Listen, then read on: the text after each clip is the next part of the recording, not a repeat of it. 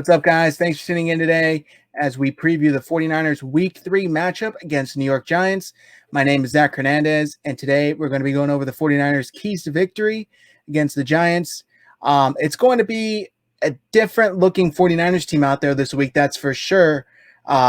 In Week 2 against the Jets, they were completely beat up, and not even by the Jets. It was by the field, which is kind of a crazy thing to say.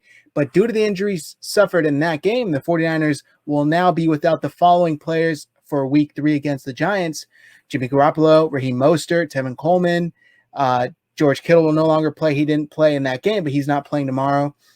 Dee Ford is out. Nick Bosa and Solomon Thomas obviously tore their ACLs. They are both out. Drake Greenlaw sustained a thigh contusion. Sherman is being held out again. So the 49ers, I saw this per Sport Track, will be without 40% of their 2020 cap, which is $78 million, will not play on Sunday. So needless to say, it's going to be a different looking 49ers team that trots out there.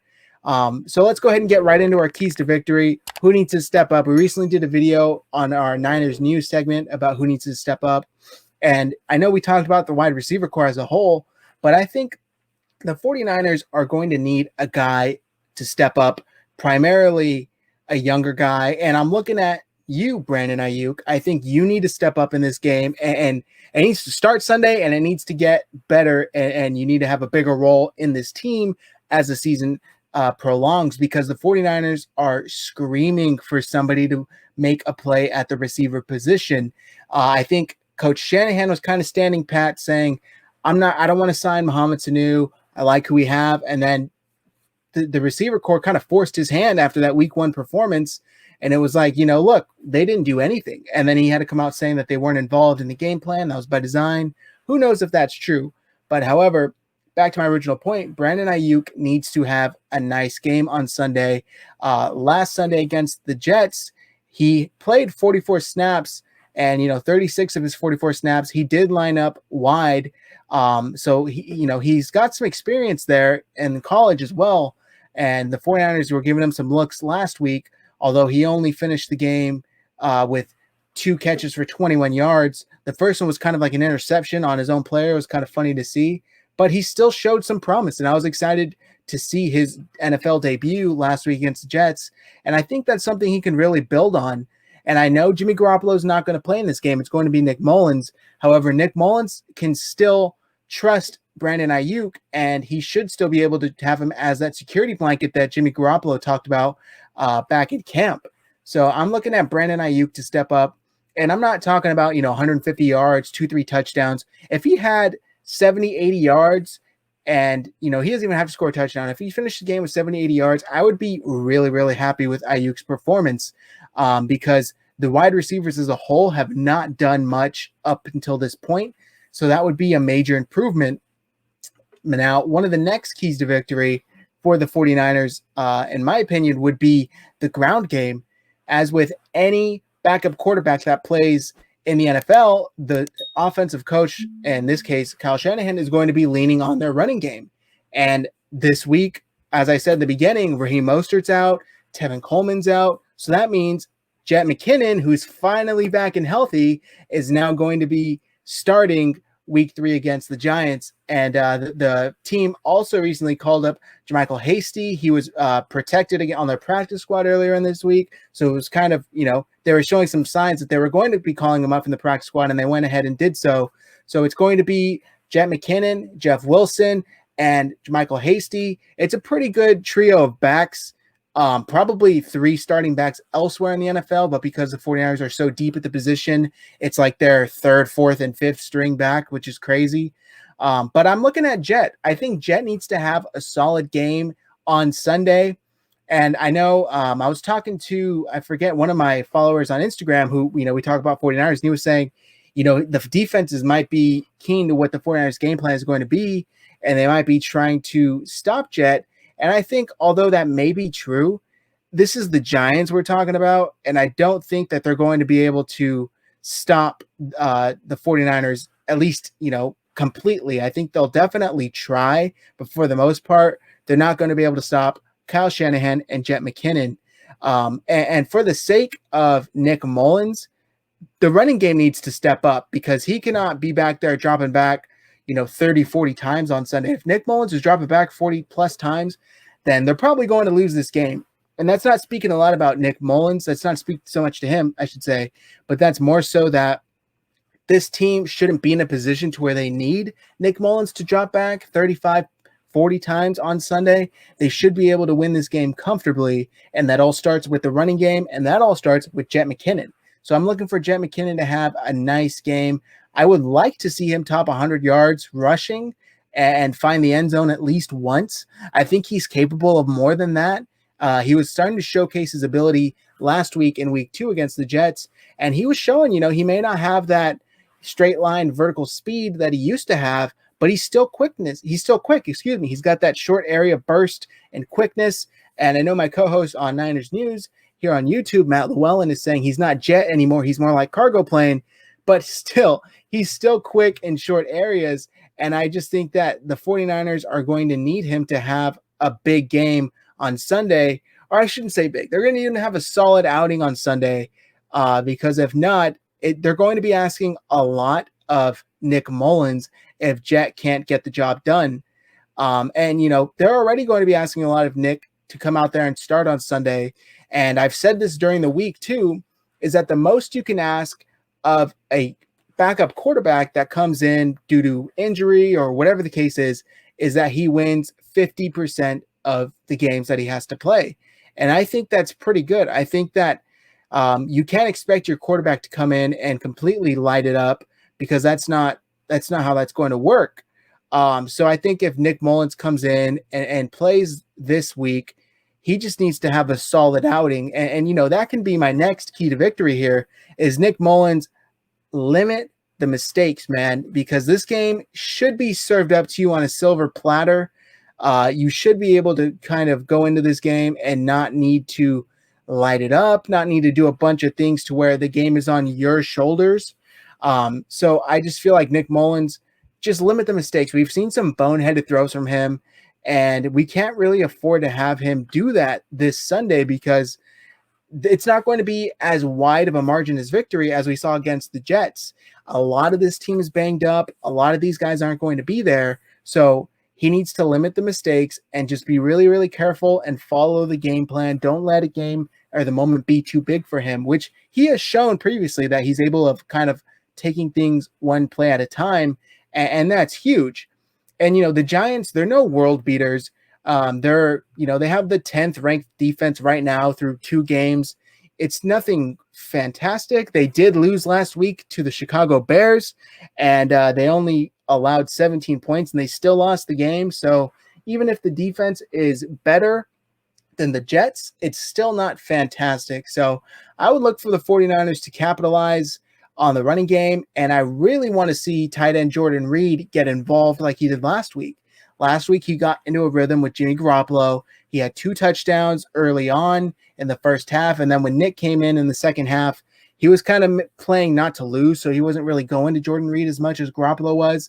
But I would really like to see him get involved in this offense, in the game plan early on, because the tight end is usually a quarterback's best friend, especially a young and inexperienced quarterback.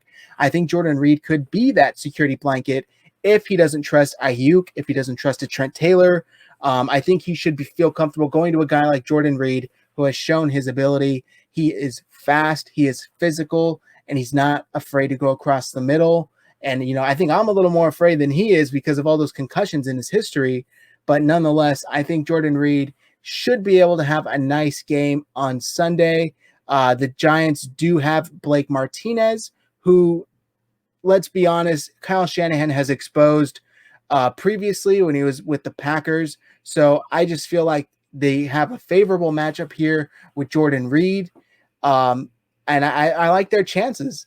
Now, going on to the flip side, onto the 49ers defense, it's going to look a lot different. Like I said, guys, they don't have Nick Bosa. They don't have Solomon Thomas.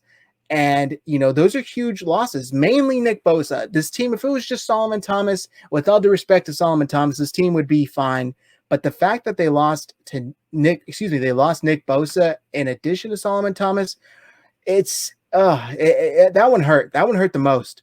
And then on top of all of that, you have D Ford, who had neck spasms going into last Sunday's game, that kept him out. And then it kind of transitioned into more of a serious back injury. It's being rumored out there that there's no timetable for his return. It could be something serious, but at this point, we got to take it one game at a time. And we know for a fact D Ford will not be out there in addition to Bosa and Thomas on Sunday. So that means guys like Hyder, Kevin Givens, these guys are going to need to step up and fill the void that these players leave. And they're not going to be able to duplicate and have the same success that Nick Bosa would, because nobody in the NFL is like Nick Bosa. His brother's probably the closest thing to him. And I'd argue, Nick has the potential to be better. So they're not going to be able to fill in, especially right away. It's going to be a team effort to get that success rate as far as getting home to the quarterback. And it's not going to be one guy that's going to be able to have that. So if there's anybody on this defensive line that I'm looking for to step up and to have a big game, it's got to be the vet. I got to go with Eric Armstead. He got that fat contract last year. They let his brother, DeForest Buckner, go to Indy. They traded him because they knew that they weren't going to be able to sign him. So they essentially kept Eric, and I don't want to say over Defoe because they wouldn't have been able to afford Defoe as it was. But they did keep Eric Armstead. So if anybody needs to have a big game on that defensive line, it's got to be Armstead.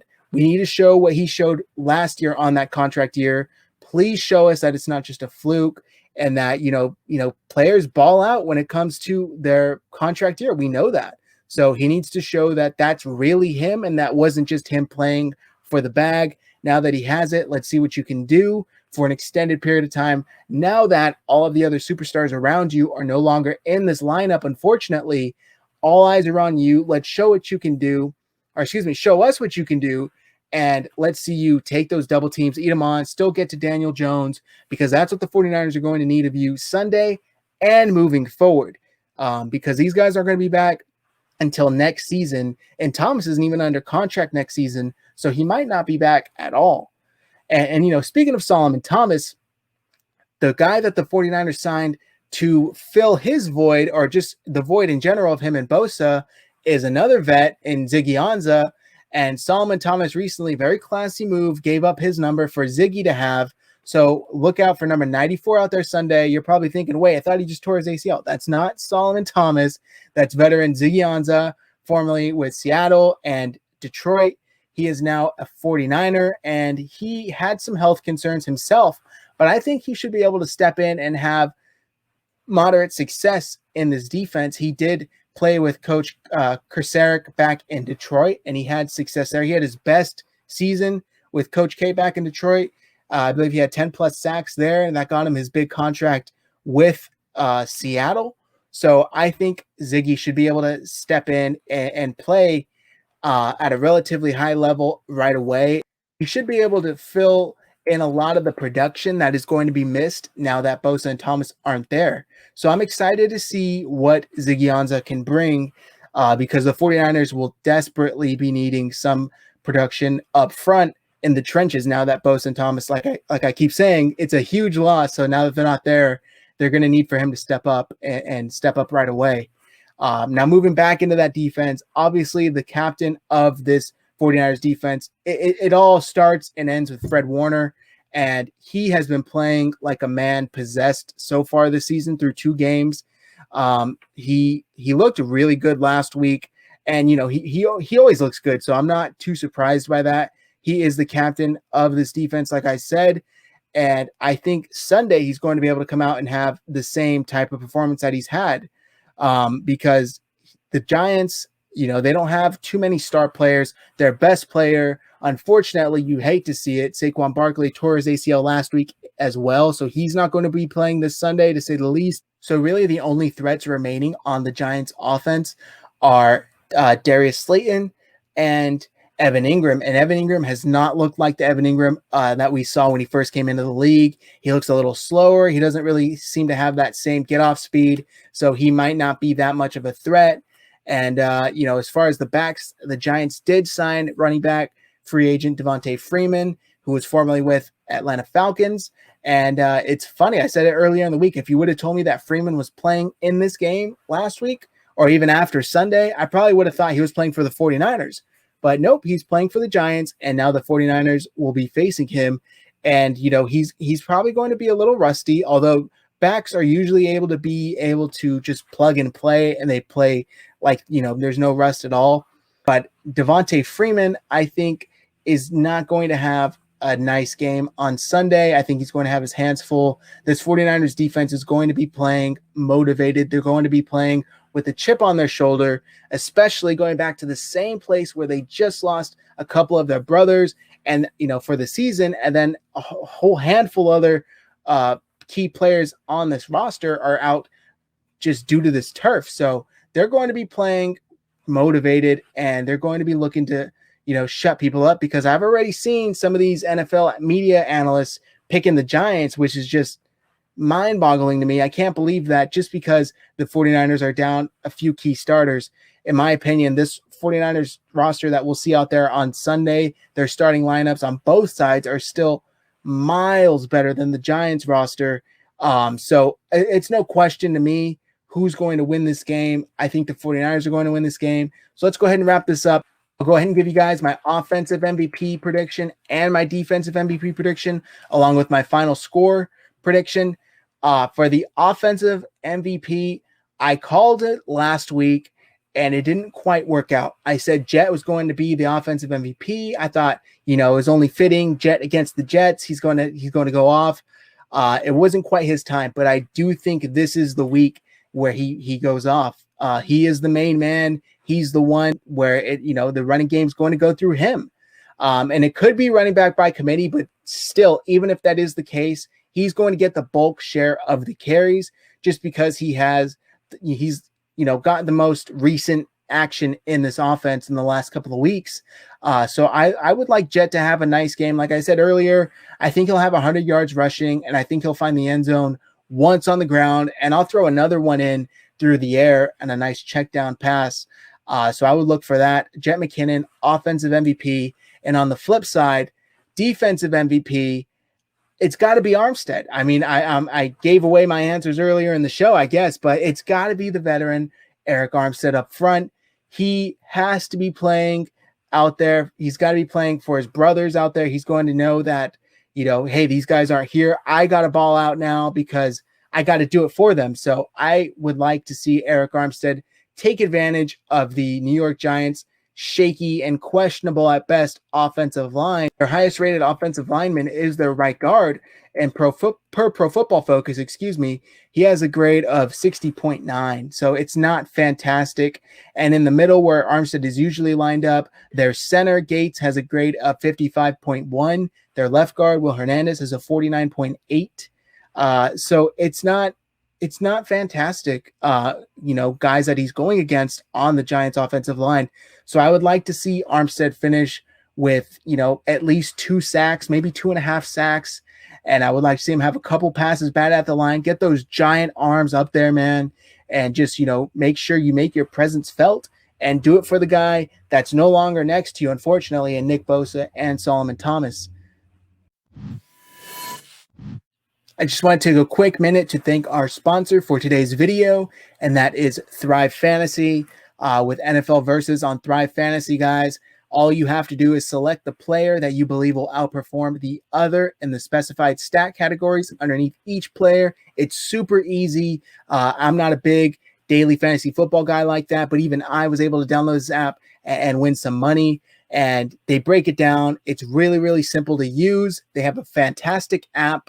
And get this, guys, if you enter code HIVE, as in 49ers Hive, HIVE, when you sign up, you will receive an instant deposit match up to $50 with a minimum $20 deposit. Again, if you download the Thrive Fantasy app, it will be in the link in the description below, and you enter code HIVE when you sign up, you will receive an instant deposit match up to $50 on any minimum deposit of $20 or more. So go and download that today, win some money, show your skills, let the world know how good you are at fantasy football, predict the right players, and you can win some big money here on Thrive Fantasy. Now go and download Thrive Fantasy app. The link is in the description below, and prop up today.